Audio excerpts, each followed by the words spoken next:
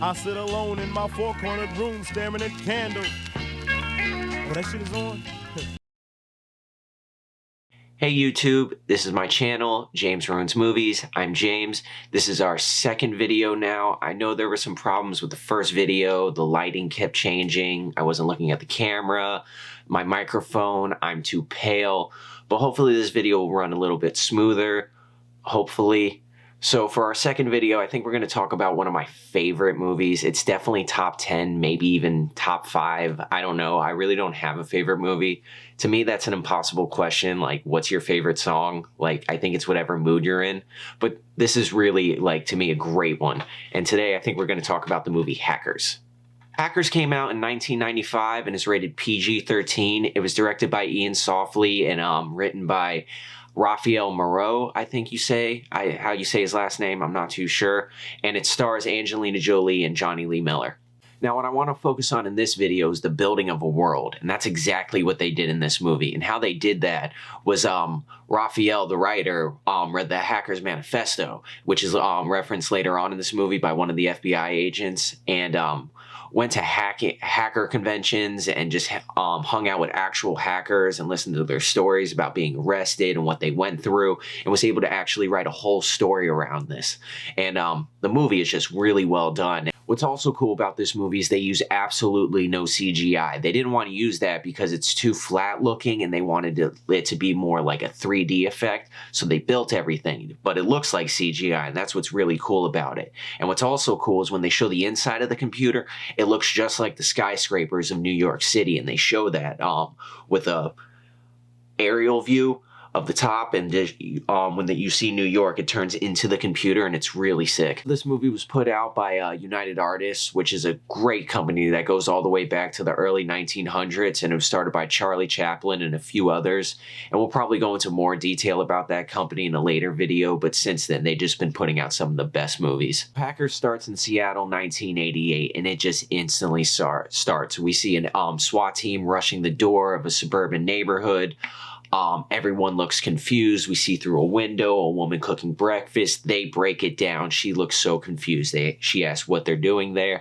They don't answer. They just rush into the bedroom upstairs, knock it down. Boom, we end up in the courtroom where the prosecuting attorney is talking about Dade Murphy, aka Zero Cool, who's responsible for crashing 1,507 computer systems, including some from Wall Street, which caused the 7-point drop in the market. Now, we think that Dade Murphy is this like adult or something like that, but the camera pans over and we see that Dade Murphy is just an 11-year-old kid. Now, any real hacker, like an adult or whatever, I think would get like years for doing something like this, but he gets like 6 months probation and just can't use a computer until his 18th birthday. I also don't think he's allowed to use a telephone. I don't remember, and he might have to pay a fine. Cut to 7 years now, and Dade is 18 years old. He's on a plane with his mom, heading to New York to start their new lives. Now, we see Dade's in his room on his computer. His mom asks what he's doing, and he's joking around saying hacking TV network. But in actuality, he is hacking a TV network. Calls up the TV network, bullshits with the security guard, gets the routing number, hacks in, hacks into the network, is able to put on an episode of The Outer Limits. Personally, I think Twilight Zone's a little better. After some time, Dade notices that there's another hacker in the system also hacking the network. That hacker asks Dade who he is. He's about to say that he's Zero Cool, but then decides against that and says he's at Crash Override. That's when the other hacker says that they're Acid Burn. So they end up getting into some type of hacking battle, I think it is, where they're like changing the episode of what's playing and everything. And it's actually really cool. I think they're using just like B stock footage of like different bullshit that's free, and they're making it play throughout like the whole movie, and it's really sick.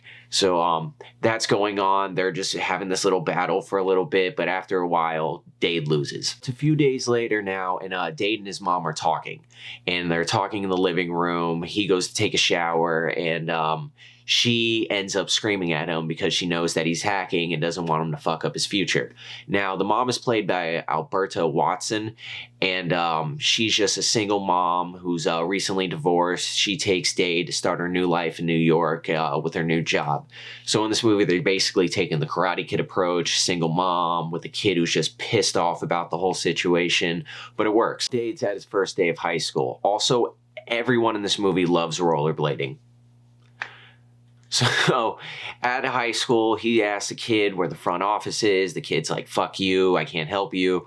And we see that kid later on. Dade's in the front office, and that's where we see Angelina Jolie's character for the first time. And Dade is just strucken by her. He has photographic memory, so we start seeing like a bunch of movie clips playing in his head of what like he would like to kiss her.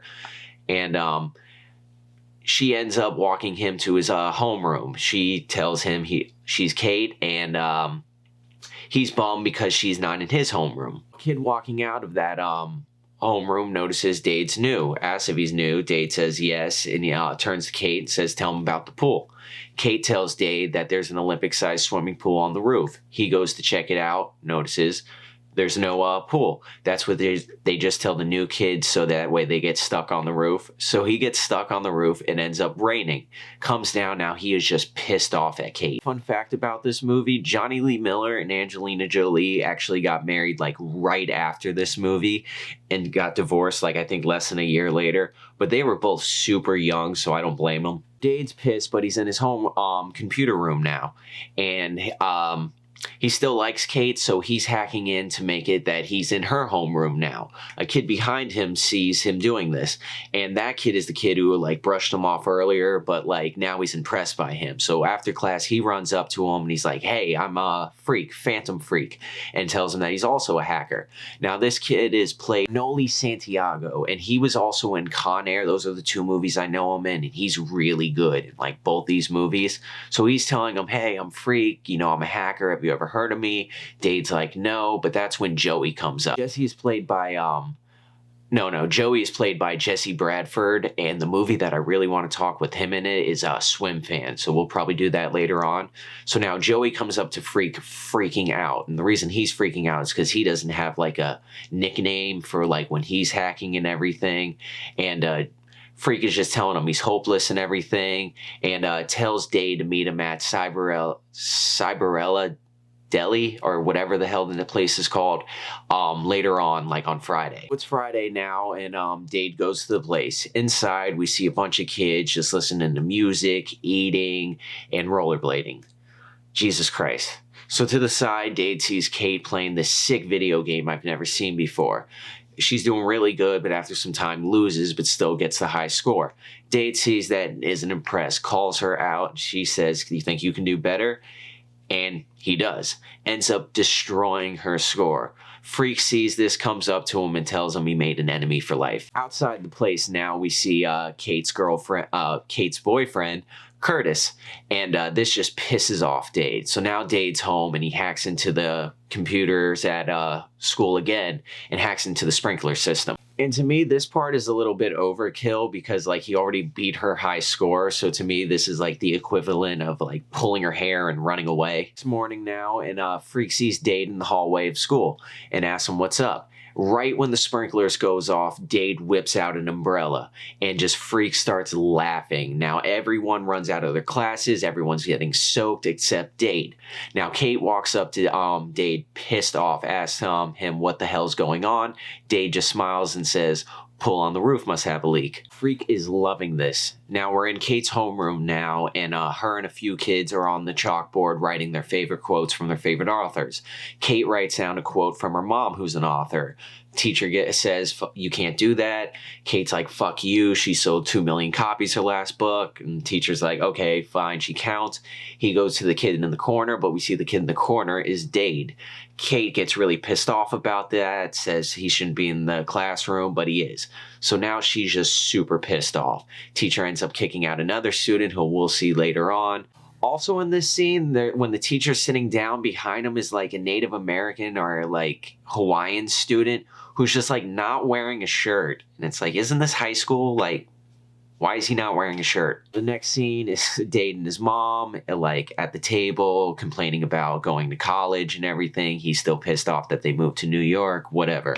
So next scene is Joey, Freak, and Dade at that one place they were before, just hanging out, and that's when another kid comes up, and he goes by the name Serial Killer, as in Fruit Loops. And now Serial Killer is played by Matthew Lillard. And Matthew Lillard is just such a unique actor, and he plays so many unique characters. Like, he was Shaggy in the live action Scooby-Doo, and like most people might throw out SLC Punk, I think is the name of the movie, but I love him in Dead Man's Curve and just 13 Ghosts. I freaking love 13 Ghosts. So now they're all around talking, eating french fries and shit, and Joey tries telling a story, but everyone starts cutting him off. Serial starts pulling out all these books, and it's like every hacking book known to man. Now, Dade knows every book he's pulling out, and that's just impressing everyone at the table because they know he knows his shit. Joey finally gets to tell his story, and he's telling the story about how he was able to hack into some bank in Bumsville, Idaho,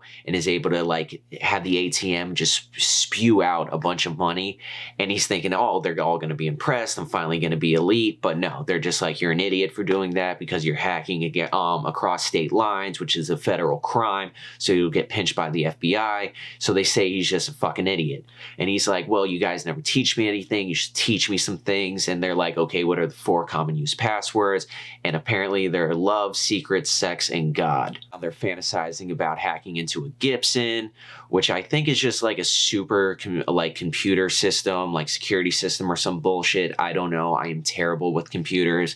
But they tell Joey that if he wants to be elite, he has to pull off a righteous hack.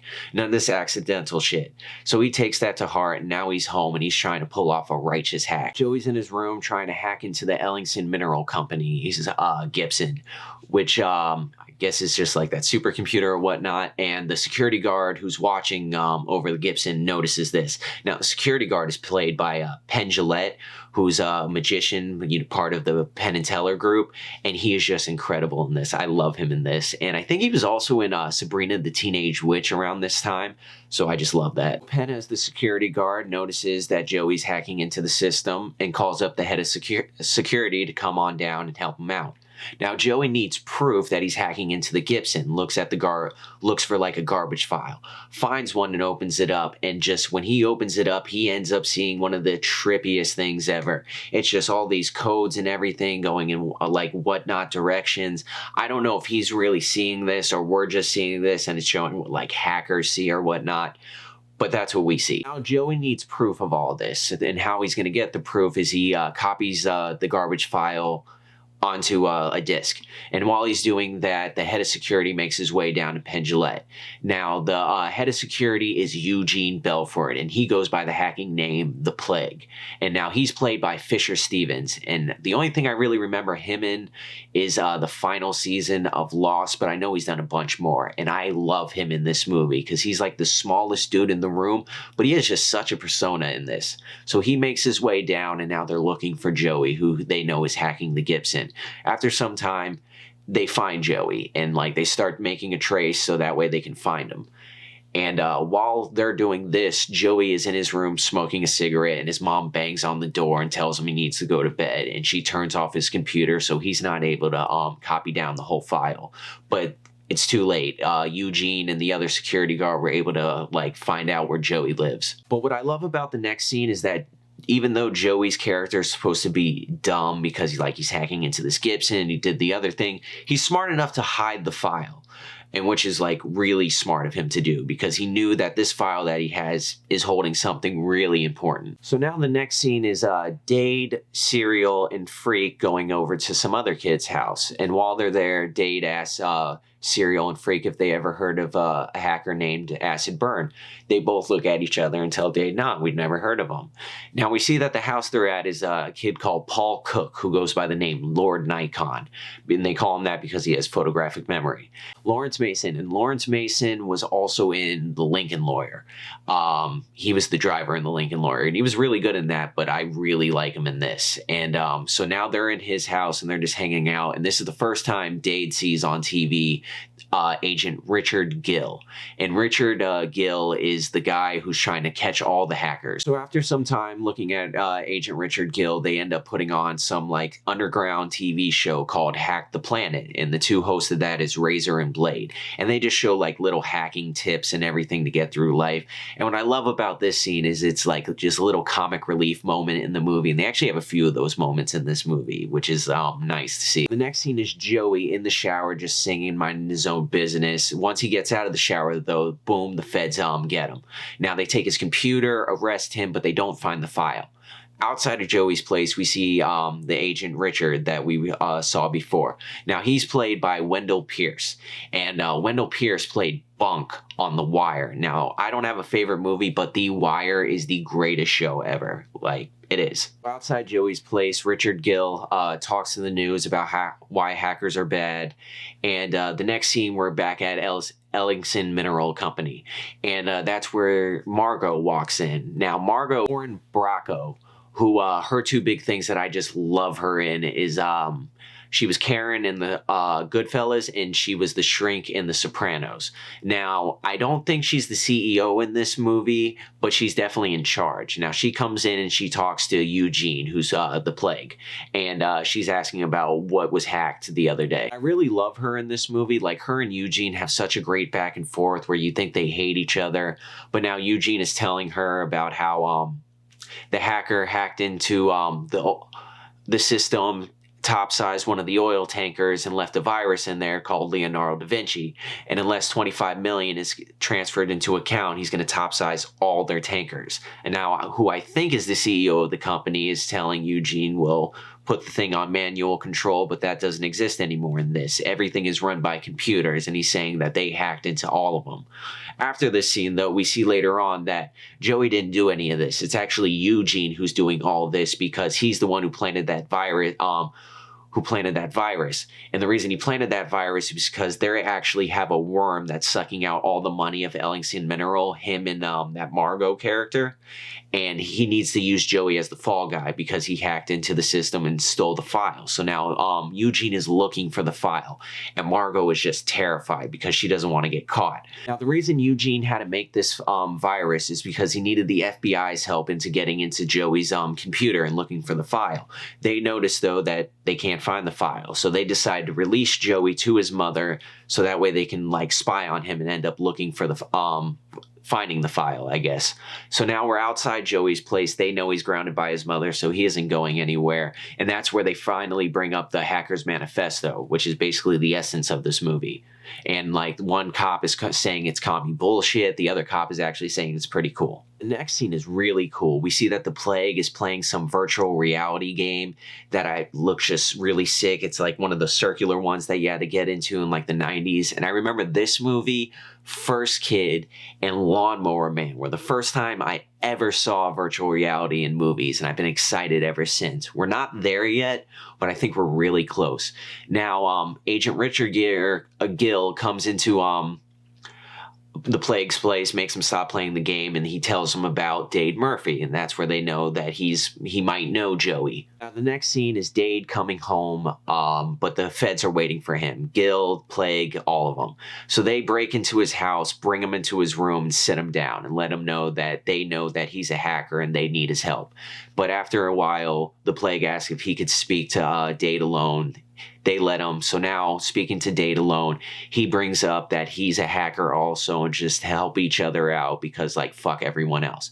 Dade says to the Plague, though, fuck you, I don't work with others, like, I'm not helping you.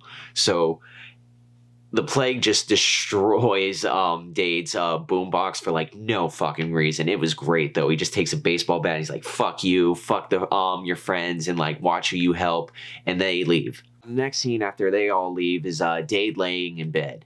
And right then, Kate knocks down the door just wearing just like a jacket or whatever, nothing else. And now this is a PG-13 movie, but I swear to God you see Angelina Jolie's nipples in this movie.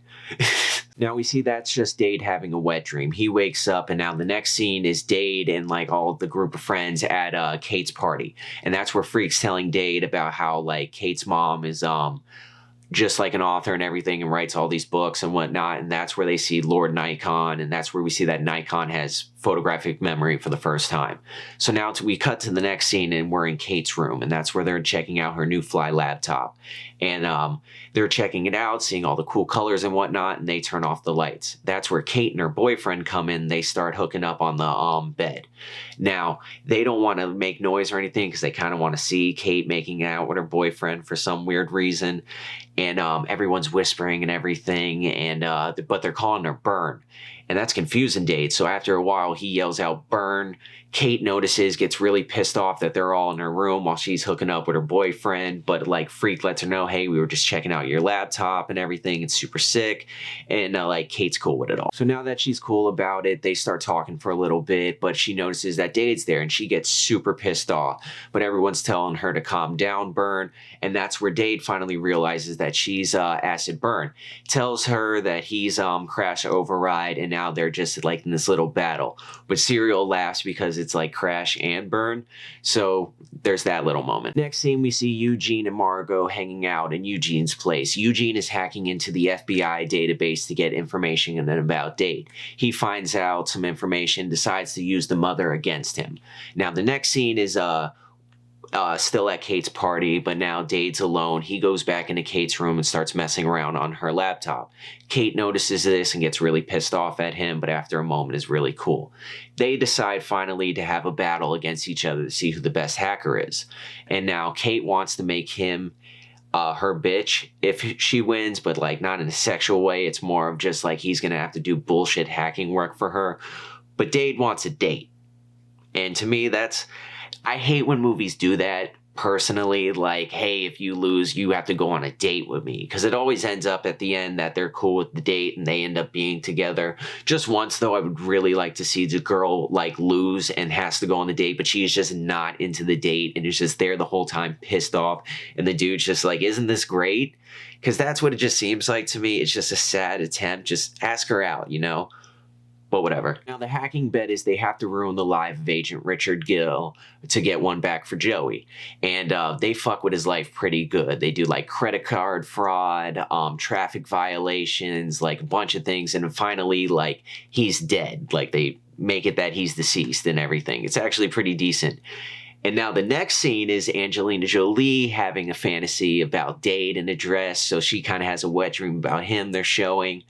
And now the next scene after that is Dade walking with some weird-ass shirt on. I don't know.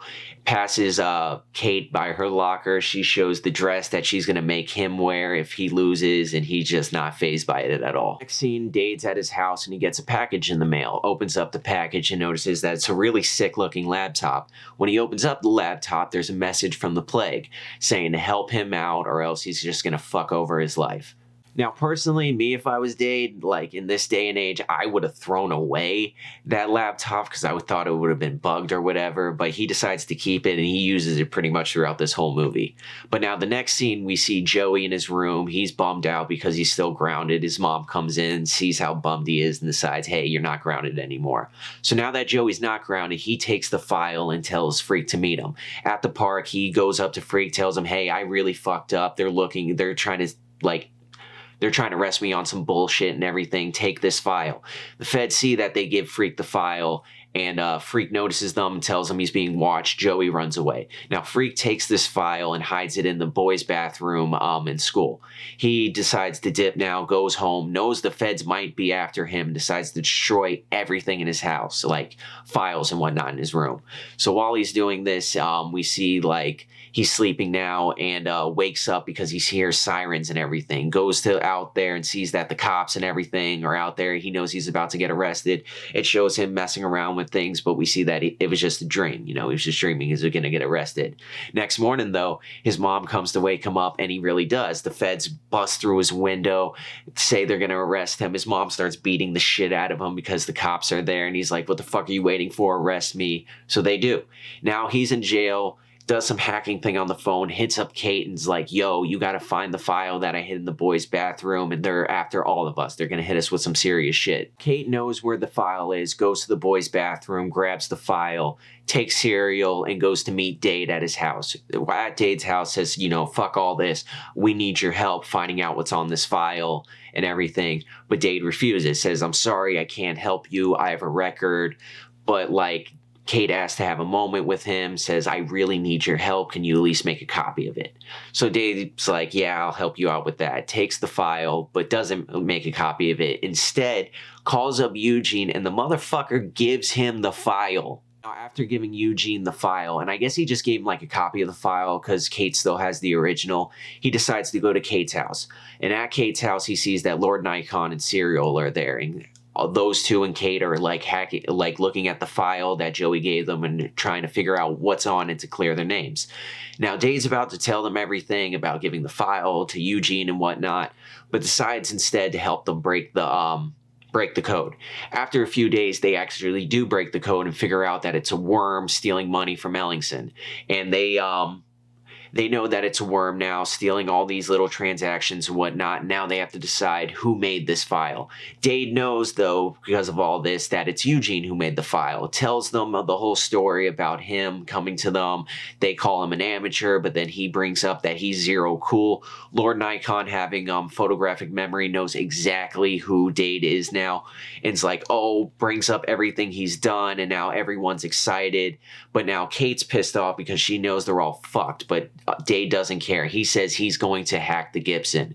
But everyone knows that that's really foolish. It'll take a long time to do that, but they decide to help him do it. So now they're going to hack into the Gibson to clear Joey, Freak, and all their names and like bring Eugene down. Now the next scene is just a montage of all them stealing everything they're going to need to take down the Gibson. And after all this, they figure they're on a subway, and that's where they figure out that it's a worm and a virus, and that like they're gonna blame it all on the hackers, and they're gonna get arrested by the FBI.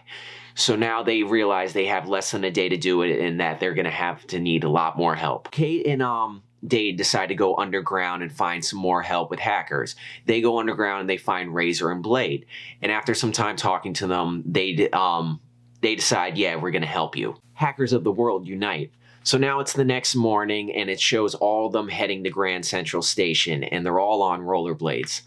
Jesus Christ. Funny thing about this scene, though, Angelina Jolie's the only character who looks like she doesn't know how to rollerblade. So they're heading to Grand Central now on rollerblades, and the FBI's right behind them. Dade's able to hack into like all the lights and everything, make them all green, and that causes everyone to get into accidents. So now they have a few minutes to get away from the cops and everything. They end up in Grand Central Station. They hook up to the phone lines, because I think to hack back then, or just to get on the internet, you had to hook up to the phones and shit.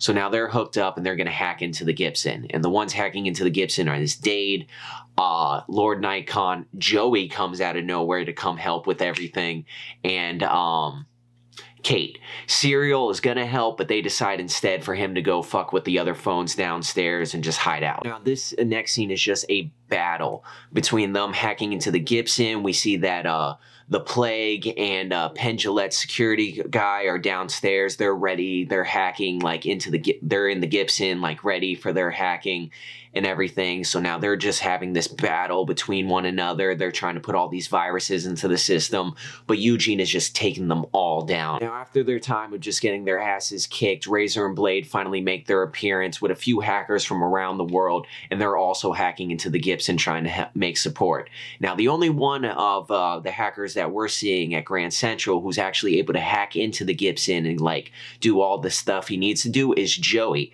And that's awesome that Joey's able to do this, because after it's going to make him elite. So after some time, he's able to hack in. Dade gets on it and he crushes the system. So now the Gibson is destroyed. You know, the tankers aren't going to get destroyed anymore, and everything's cool. They're able to download the whole file. Now Dade has the file, that the complete file now, and that's right when the FBI comes in. They go to arrest him. They have him handcuffed and everything, but he's able to just throw the file into the trash. Now downstairs, they're getting arrested. He's able to see Serials in the crowd and like subtly tells him, hey, go look in the trash for the file. But he doesn't say that, he says it a lot more smoothly. So now Serial's in the trash after they all leave, grabs the file, and heads to go find Razor and Blade. Next scene is Dade and his friends at the FBI place getting interrogated. And that's where the agent Richard Gill is telling them they're going to get arrested, they're going to jail forever.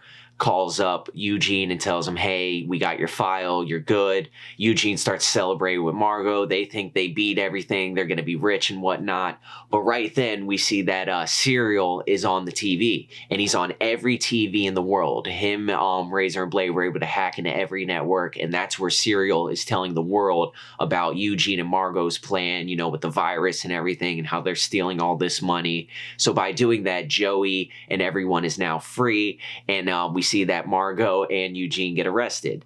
So now they're arrested and whatnot. Movie's over, happy ending. Last scene is Dade and Kate on their date. And they're like, Kate's in a dress and whatnot, and they're like talking and they're having fun. They end up, last scene is like those two in a pool together. We see to the side that Dade was able to put like on the buildings with the lights, crash and burn as like a little, hey, those two. And the last scene is those two kissing underneath like the pool, and that's the last of the movie. And really, this movie was, to me, just really well done. I really liked the music choice throughout the whole movie. Like, it just really worked. And yeah, this is one of my favorite movies, but I know most people watching will just be like, whatever. So for this, I'm gonna rate it 3 stars. But to me, it's just, to me, a perfect movie. But I love it, but most people probably would just give it like 3 stars. But you should check it out. Alright, so this was my second video now. I'm definitely going to do this again. I'll try to make this next video go out a lot quicker, hopefully. But, I hope you enjoyed it. Thank you.